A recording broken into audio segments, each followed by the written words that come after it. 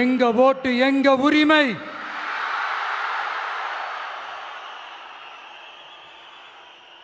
எங்களை யாரும் விலைக்கு வாங்க முடியாது.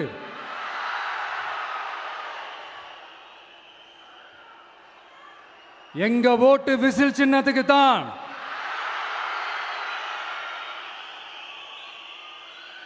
யாரையும் நம்பி ஏமாற மாட்டோம். எங்க வார்த்தையிலிருந்து மாற மாட்டோம். இது நிஜம்.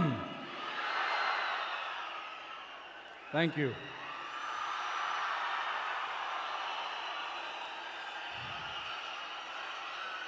ஒரு குட்டி கதையிலிருந்து ஆரம்பிப்போமா?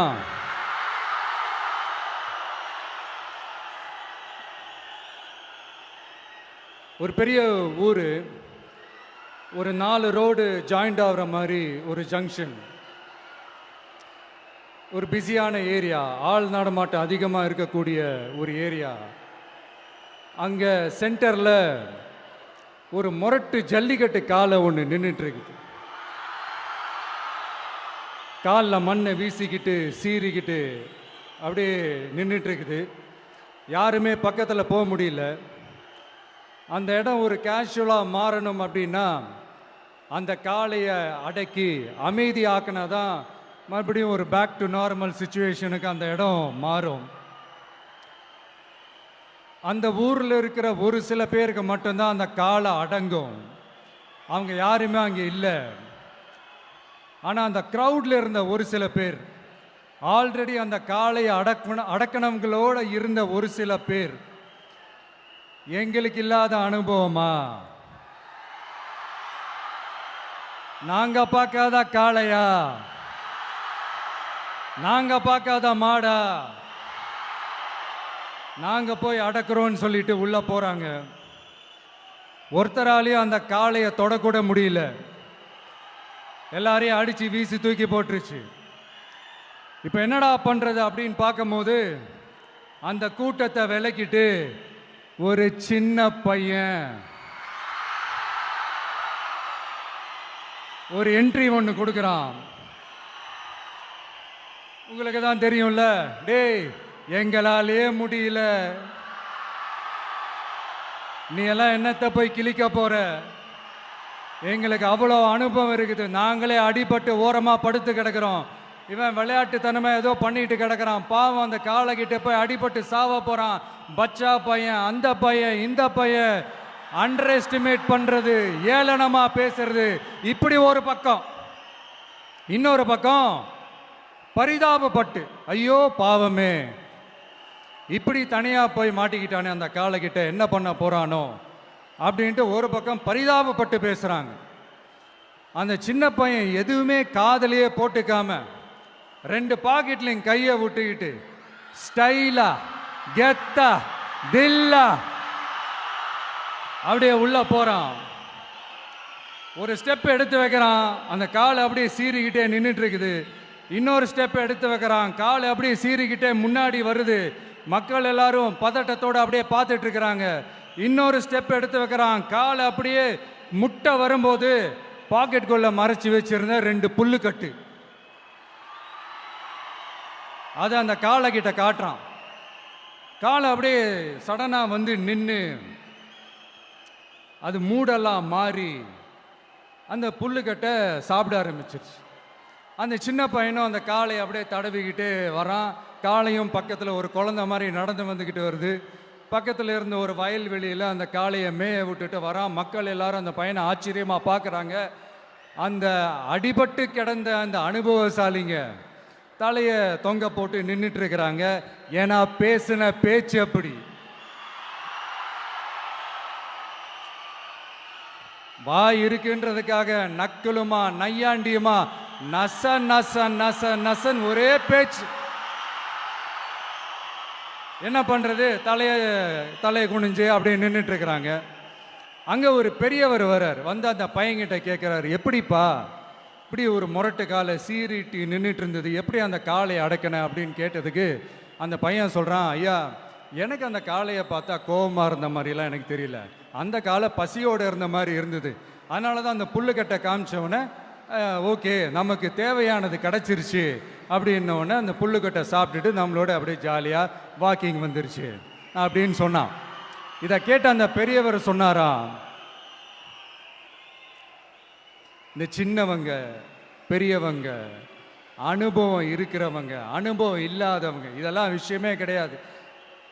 யாராக இருந்தாலும் அந்த சூழலுக்கு ஏற்ற மாதிரி அந்த சிச்சுவேஷனுக்கு தகுந்த மாதிரி என்ன பண்ணி அந்த ப்ராப்ளமை சால்வ் பண்ணுறான், ஏது பண்ணி அந்த ப்ராப்ளமை சால்வ் பண்ணுறான், அதுதான் விஷயமே, அதுதான் மேட்ரு.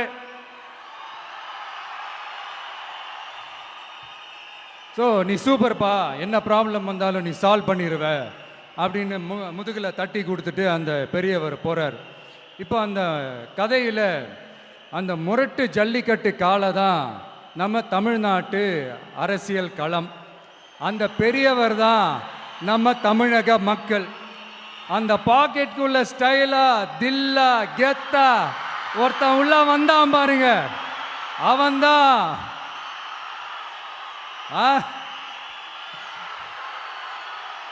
நான் இல்லைங்க, நான் இல்லை, நானு நீங்க நாம எல்லாருமா சேர்ந்து மாபெரும் மக்கள் சக்தியா இருக்கக்கூடிய நம்ம டிவிக்கு, அதுதான் அந்த சின்ன பையன்.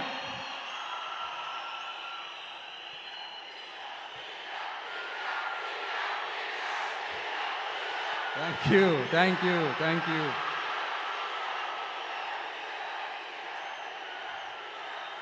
மக்களை நேசிக்கிற ஒரு நல்ல தலைமை இல்லாததுனால இத்தனை வருஷமா வேற வழி இல்லாம ஸ்டாலின் சார் கொடுத்த அந்த பொய்யான வாக்குறுதிகள் எல்லாத்தையும் நம்பி ஏமாந்த நம்ம மக்களுக்கு சரியான நேரத்தில் ஒரு வெகுஜன மக்கள் இயக்கமா வந்தது தான் நம்ம டிவிக்கு.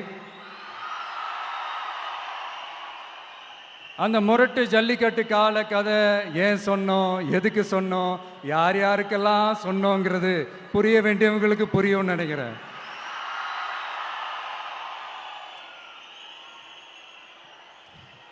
இப்போ நாம ஒவ்வொரு வீட்டில் உயிரா உணர்வா இருக்கிறோம். ஆனால் நான் உங்க எல்லாரையும் நேரில் சந்திக்கணும், நீங்கள் இருக்கிற ஊருக்கே உங்களை சந்திக்கணும் அப்படின்றது தான் எனக்கு மனசில் இருக்கிற ஒரு பெரிய ஆசை. ஆனால் அந்த சிச்சுவேஷன் ஒரு எதிர்கட்சியாக இருந்து கேள்வி கேட்டுட்டு இருக்கிற இந்த நேரத்தில் நமக்கு எதிராக என்ன சூழ்ச்சிகள்லாம் நடக்குதுன்றது உங்கள் எல்லாருக்குமே நல்லா தெரியும்.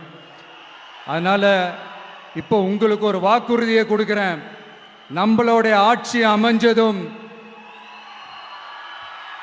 ஒவ்வொரு கிராமத்துக்கும் நான் நேரடியா வந்து என்னுடைய சொந்தங்களாகிய உங்க எல்லாரையும் நான் சந்திக்கிறேன்.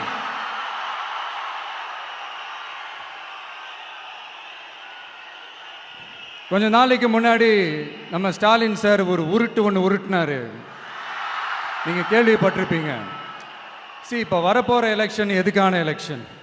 நம்ம சட்டமன்ற தமிழ்நாடு சட்டசபைக்கான ஒரு தேர்தல் இல்லையா? இதே தமிழ்நாட்டுக்கும் டெல்லிக்குமான ஒரு எலெக்ஷன் அப்படின்னு சொல்கிறாங்க. இன்னும் கொஞ்சம் மேலே போய் தமிழ்நாட்டுக்கும் என்டிஏவுக்குமான ஒரு எலெக்ஷன் அப்படின்னு சொல்கிறாங்க. என்ன சார், டெல்லியில் ஏதாவது நிற்க போகிறீங்களா? அப்புறம் ஏன் தமிழ்நாட்டுக்கும் டெல்லிக்குமான ஒரு எலெக்ஷன் சொல்கிறீங்க? அப்புறம் இது ஏதாவது பார்லிமெண்ட் எலெக்ஷனா, பிரதமர் பதவிக்கு ஏதாவது போட்டி போடுறீங்களா? அப்புறம் ஏன் அதை தமிழ்நாட்டுக்கும் என்டிஏவுக்குமான ஒரு எலெக்ஷன் சொல்கிறீங்க? எங்களுக்கு புரியலையே சார், இது என்ன லாஜிக்னு எங்களுக்கு புரியலையே. எந்த எலெக்ஷனை எப்படி டீல் பண்ணணும், எப்படி ஹேண்டில் பண்ணணுன்றது நம்ம தமிழ்நாட்டு மக்களுக்கு தெளிவாக தெரியும். நம்ம தமிழ்நாட்டு மக்கள் மாதிரி ஒரு தெளிவான மக்களை நீங்கள் பார்க்கவே முடியாது. சூப்பர் கிளாரிட்டியோட சூப்பர் மக்கள் சார் நம்ம மக்கள். இந்த போருக்கு போகிறதுக்கு முன்னாடி தான் இந்த படை பரிவாரங்களோட போவாங்கன்னு கேள்விப்பட்டிருக்கிறேன். ஆனால் நீங்கள் என்னடானா இந்த ஒன்றுத்துக்கும் உதவாத இந்த பால் டப்பாவை உருட்டிக்கிட்டு இருக்கீங்களே சார். உண்மையிலே இந்த எலெக்ஷன் எதுக்கான எலெக்ஷன் சொல்லட்டுமா? தமிழ்நாட்டு மக்களுக்கும் ஊழலுக்கும் நடக்கிற போர், தமிழ்நாட்டு மக்களுக்கும் லஞ்சத்துக்கும் நடக்கிற போர், தமிழ்நாட்டு மக்களுக்கும் இந்த நிர்வாகத்தை சரியா செய்யாத இந்த திமுக அரசுக்கும் நடக்கிற போர், அதாவது தமிழ்நாட்டு மக்களுக்கும் உங்க ஆட்சிக்கும் நடக்கிற போர், தமிழ்நாட்டு மக்களுக்கும் ஸ்டாலின் சாருக்கும் நடக்கிற போர். இன்னும் சுருக்கமா சொல்லணும்னா, விஜய்க்கும் ஸ்டாலின் சாருக்கும் நடக்கிற போர்.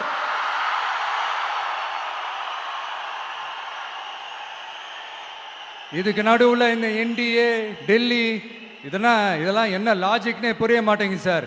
தமிழ்நாடு தான் விஜய், இந்த விஜய் தான் தமிழ்நாடு. தூய சக்தி டிவிகேவுக்கும் தீய சக்தி டிஎம்கேவுக்கும் தான் இந்த போர். இப்படி உக்கிரமா இருக்கிற இந்த போர்ல மறுபடியும் ஒன்னுத்துக்கும் உதவாத இந்த பால் டப்பாவை உருட்டிக்கிட்டு இன்னொரு காமெடி வேற.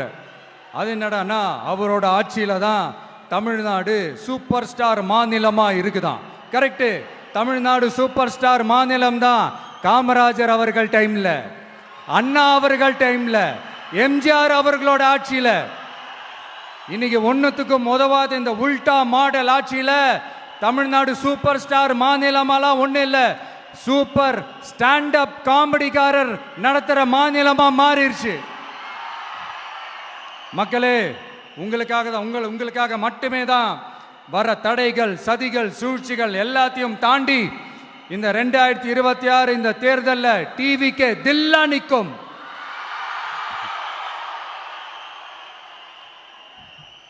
இதுவரைக்கும் நடந்த எலெக்ஷன் வேற, இப்ப நடக்க போற எலெக்ஷன் வேற. ஒவ்வொரு 5 இயர்ஸுக்கும் நடக்கிற எலெக்ஷன் மாதிரி இதை நினைச்சிடாதீங்க. 50 வருஷத்துக்கு ஒரு வாட்டி நடக்க போற ஒரு எலெக்ஷன் மாதிரி இது. அதிசய எலெக்ஷன். ஒரு எலெக்ஷன்ல அவங்களோட எதிரிகளை தான் எதிர்ப்பாங்க, அப்படிதான் எதிர்ப்பாங்க, அதுதான் யதார்த்தமும் கூட. ஆனா இந்த எலெக்ஷன்ல தான் ஒட்டுமொத்தமா எல்லாருமா சேர்ந்து ஒருத்தனை எதிர்க்கிறாங்க. ஒட்டுமொத்தமா எல்லாருமா சேர்ந்து இந்த விஜயை எதிர்க்கிறாங்க.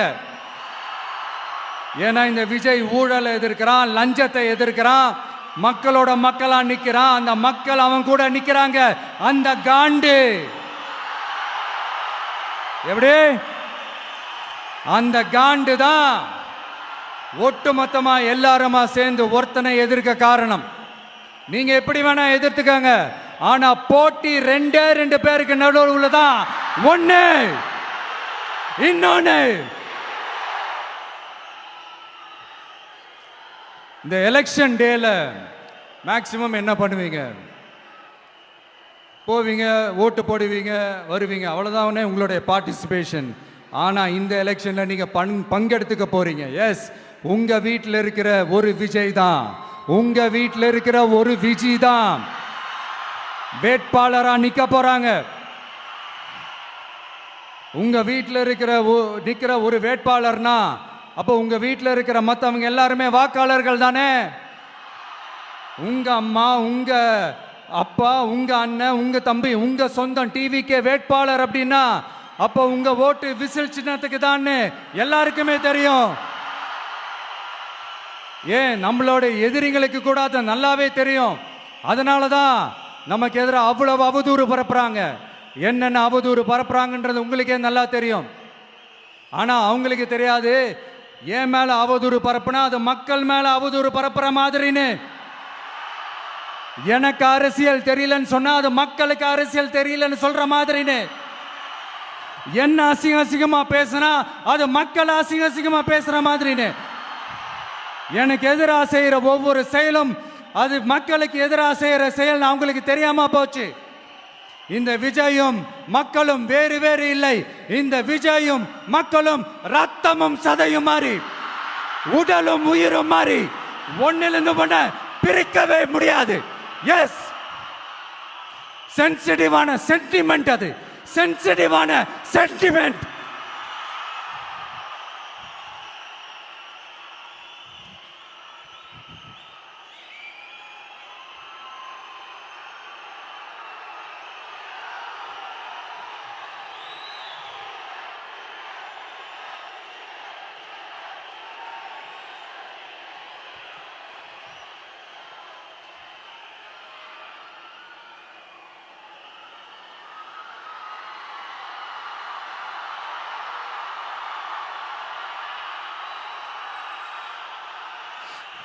நான் சாரி, இதை யாரும் அசைக்க முடியாது. மக்களை நேசிக்கிற விஜய் வேணுமா, மக்கள் விரோத ஆட்சி நடத்துற ஸ்டாலின் சார் வேணுமா? இந்த விஜய் நம்புறீங்களா, ஸ்டாலின் சார் நம்புறீங்களா? Proof, this is the proof.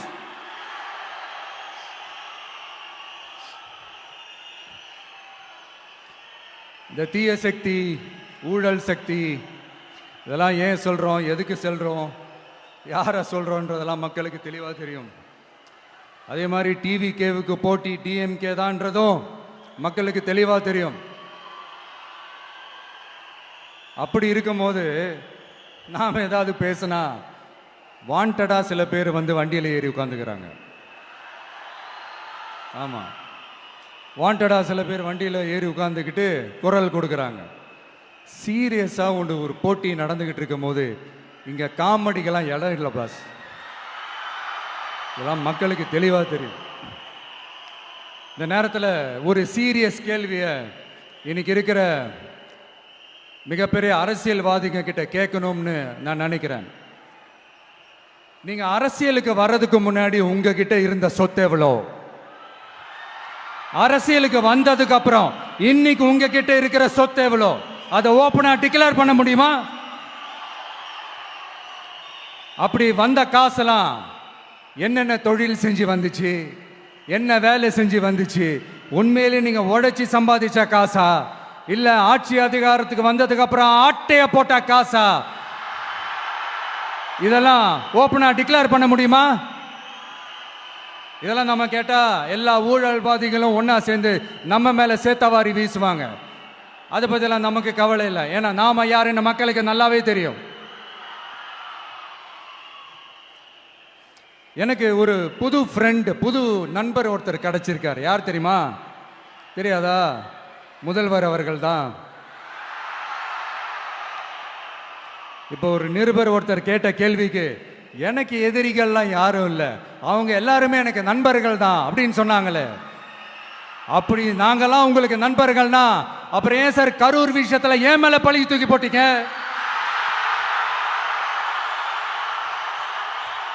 உங்களுக்கு மனசாட்சின்னு ஒண்ணு இருந்தா அப்படி பேசிருப்பீங்களா?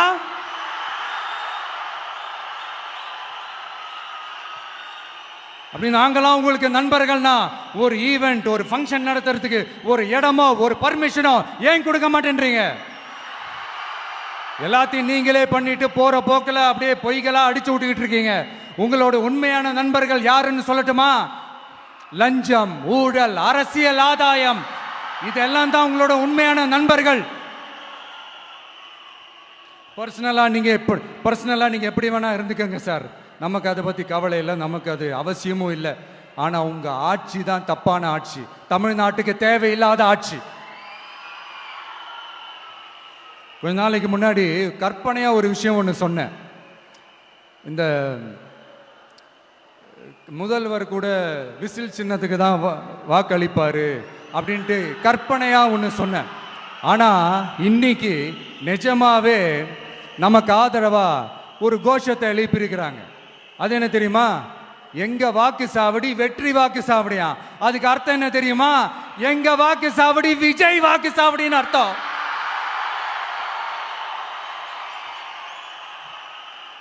அது சரி, மக்களோட இந்த ஆதரவை பார்த்துட்டு அவர் அறியாமலே எப்படி பேசிட்டாரு என்னமோ தெரியல. 50 வருஷம் எக்ஸ்பீரியன்ஸ் அரசியல்ல, உண்மை என்னன்னு ஒத்துக்கிட்டு தானே ஆகணும்.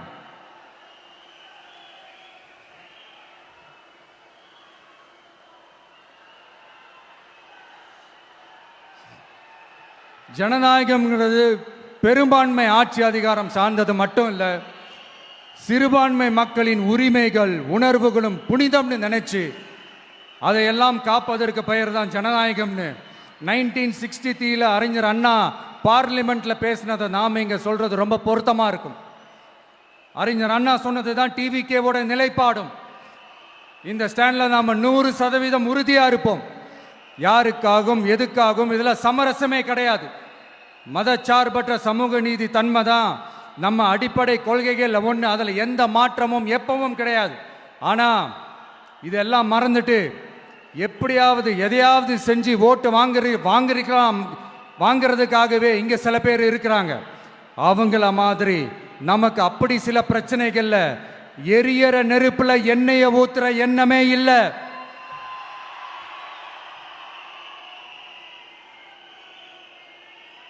இங்க சில அரசியல் கட்சிகளும் சில அரசியல் தலைவர்களும் ஒரு சில நேரங்களில் அமைதியா இருந்தாலே போதும், ஒரு பிரச்சனையும் வராது. இப்போ கரண்ட்ல இருக்கிற சில பிரச்சனைக்கு வருவோம். இந்த கரண்ட் பிரச்சனைக்கு வருவோம்.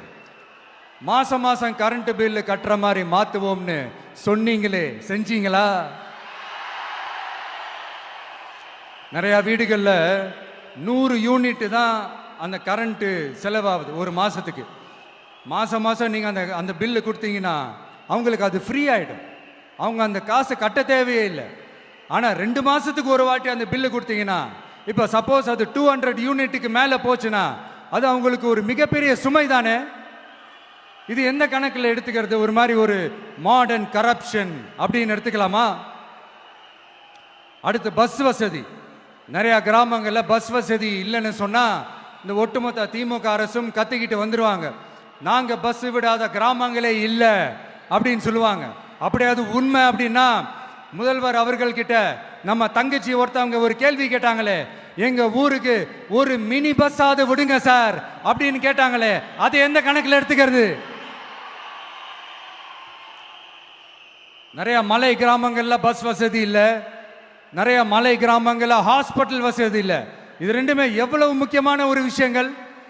பஸ் வசதியும் ஹாஸ்பிட்டல் வசதியும் இல்லாததுனால வீட்டிலேயே பிரசவம் பார்க்கிற அந்த ஆபத்து இருக்குதுன்னு எவ்வளவு நியூஸ் பார்க்கிறோம். இதெல்லாம் எந்த கணக்கில் சேர்த்துக்கிறது?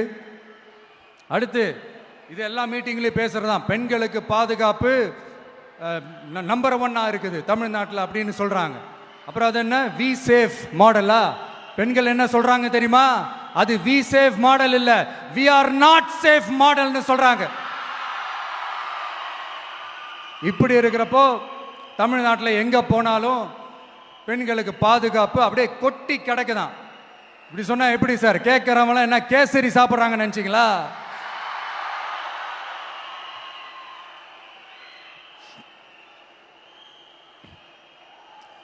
அடுத்து இந்த சட்டம் ஒழுங்கு, அது காணாம போய் ரொம்ப நாள் ஆச்சு.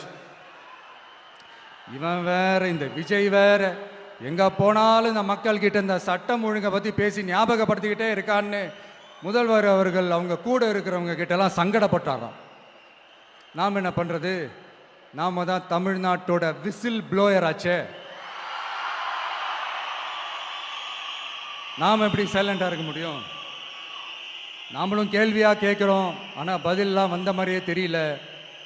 இருந்தால் தானே வர்றதுக்கு, வச்சுக்கிட்டா வஞ்சனை பண்ணுறாரு. 5 வருஷமா பதிலே சொல்லாமல் அப்படியே கடந்து வந்துட்டாரு. ஆனால் இனிமேல் அப்படிலாம் இருக்க முடியாது, பதில் சொல்லி ஆகணும். மக்களே, இந்த தீய சக்தி, இந்த அட்ராசிட்டியை ஒரு எண்டு கார்டு போடணும் அப்படின்னா அவங்கள சுவிட்ச் ஆஃப் பண்ணுறது தான் ஒரே சொல்யூஷன். அதுக்கான ரிமோட் தான் வரப்போற எலெக்ஷன். அந்த ரிமோட்ல நீங்க அழுத்த வேண்டியது ஒரே ஒரு ஆப்ஷன், அதுதான் நம்ம விசில் சின்னத்தோட பட்டன். இத 4 விஷயத்தை நீங்க செஞ்சாலே போதும். ஒவ்வொரு இவிஎம் மெஷின்லயும் விசில் சின்னத்துக்கு நேரா இருக்கிற அந்த பட்டனை பச்சக்கு பச்சக்கு பச்சக்குன்னு ஒரு அழுத்துங்க. எப்படி? அவ்வளவுதான். நாம காஞ்சிபுரத்தில் பேசும்போது நம்மளுடைய விஷன் என்னன்னு சொன்னோம். இப்போ அதனுடைய கண்டினியூஷனா சில விஷயங்கள் இங்கே நான் சொல்லணும்னு ஆசைப்படுறேன். இப்பவும் சொல்றேன், உறுதியா சொல்றேன், சத்தியமா சொல்றேன். பெண்கள், பெண் குழந்தைகள், ஆண் குழந்தைகள் பாதுகாப்பு நம்ம ஆட்சியில் நம்பர் 1 இருக்கும். சட்டம் ஒழுங்கு ரொம்ப ரொம்ப ஸ்ட்ரிக்டா இருக்கும். அரசு பள்ளிக்கூடங்களும் கல்லூரிகளும் முதல் தரமா இருக்கும். போட்டி தேர்வுகளுக்குன்னு லட்சங்களை கொட்டி தனி கோச்சிங் சென்டர் போய் படிக்க அவசியமே இருக்காது. ஏன்னா கவர்மெண்ட் ஸ்கூல் காலேஜ் சிலபஸே போட்டி தேர்வுகளை ஈஸியாக சந்திக்கிற வகையில் அந்த ஸ்டாண்டர்டுக்கு ஏற்ற மாதிரி அமைக்கப்படும். உயர்நிலை பள்ளி பாடத்திட்டங்களிலேயே அடிப்படை அரசியல் சாசன சட்டம் சேர்க்கப்படும். மாநில மற்றும் ஒன்றிய அரசு அலுவலகங்கள் வங்கிகளின் செயல்பாடுகள் மற்றும் அவற்றை அணுகும் முறை குறித்து மாணவர்களுக்கு தெளிவான புரிதலை ஏற்படுத்தும் வகையில் தேர்வுகள் அற்ற செயல்முறை பாடமாக கற்பிக்கப்படும். இந்தியா முழுக்க உள்ள ஒன்றிய அரசு சார்ந்த கல்வி நிலையங்கள் மற்றும் அதன் சேர்க்கை அட்மிஷன் குறித்து புரிதலும் தெளிவும் மாணவர்களுக்கு உருவாக்கப்படும். அனைத்து அரசு பள்ளிகளிலும் பெண் குழந்தைகளுக்கு சுத்தமான சுகாதாரமான மற்றும் தரமான கதவுகள் பொருத்தப்பட்ட ரெஸ்ட் ரூம்கள் அமைப்பது உறுதி செய்யப்படும்.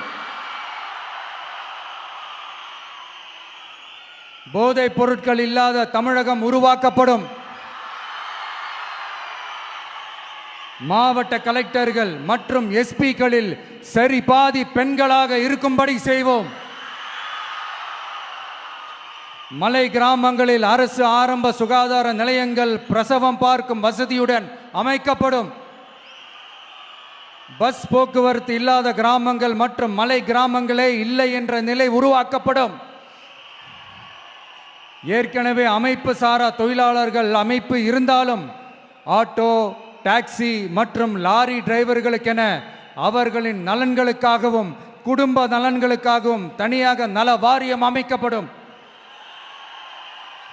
தென் தமிழகம் உட்பட தமிழகத்தின் தேவையான பகுதிகளில் தொழிற்சாலைகள் அமைக்கவும் தொழில் வளம் பெருக்கவும் தனி கவனம் செலுத்தப்படும். விவசாயிகள், மீனவர்கள் மற்றும் நெசவாளர்களின் கருத்துக்களை அறிந்து அவர்களுக்கான திட்டங்கள் காலத்தின் தேவைக்கேற்ப உருவாக்கப்படும்.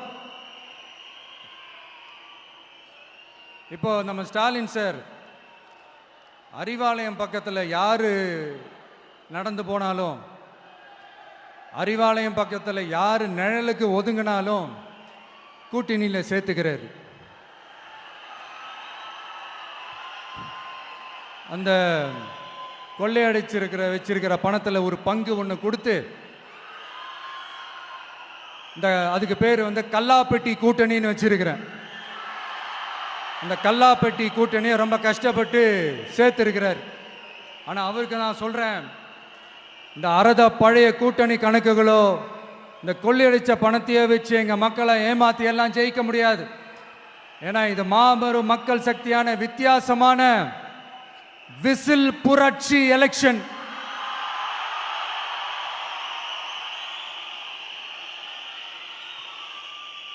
உங்களோட நான் இருக்கேன், நம்மளோட நம்ம மக்கள் இருக்கிறாங்க. இதுக்கு மேல என்ன வேணும்? கான்பிடென்ட்டா இருங்க, நல்லதே நடக்கும், வெற்றி நிச்சயம். மீண்டும் சந்திக்கும் வரை நன்றி, வணக்கம்.